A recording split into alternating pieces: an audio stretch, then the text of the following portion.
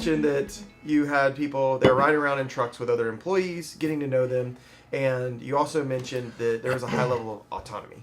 So how does autonomy, time management, being that people are out on the road all the time, how does that play into who you guys are, who you hire, how you operate?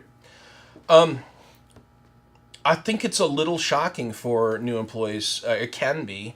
I've got one nodding his head over here now. He's not in the room. He's not in the room? Yeah, oh. It's just me and you. Stop looking at me.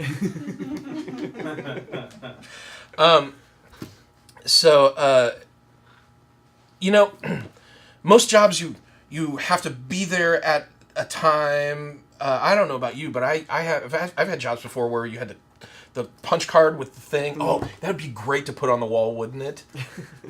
We could put a Freeland painting time clock on the wall. I'm totally gonna Amazon that. It just man. says you're here every time you step there. There's no time on it. We'll put it right above Jeremy's desk.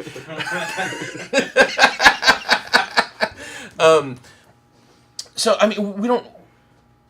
Most people are used to time structures and organizational structures that have, rules, and we've got rules, but our rules are more like, broad. Stay within these boundaries and do anything you want to do within that fence,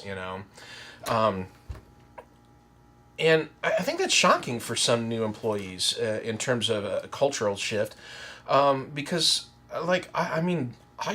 I think that there are times where I've gone 2 days without even talking to an employee. And there are other times where they get texted at 9 p.m. Well, when there's something going on the next morning that's super critical and want to make sure that everyone knows where to be and what to what to do. They have oil-based paint ready. Oil-based primers ready. I would like to think that people talk about micromanaging versus whatever not micromanaging is. I don't know if there's a term for that. I think everybody has a little bit of both.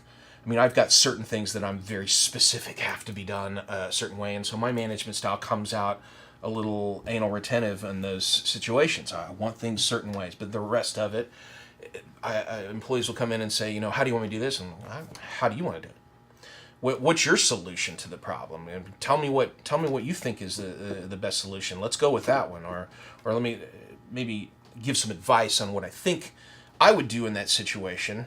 Kind of Gestalt. There's a little bit of gestalt. There's some EO. EO has definitely affected, and I don't know if we're talking about EO in this interview or not, but EO has definitely been an influence on my management style. And it's funny. It's kind of married my management style as well, because there were things that I was doing that I didn't really have a name for,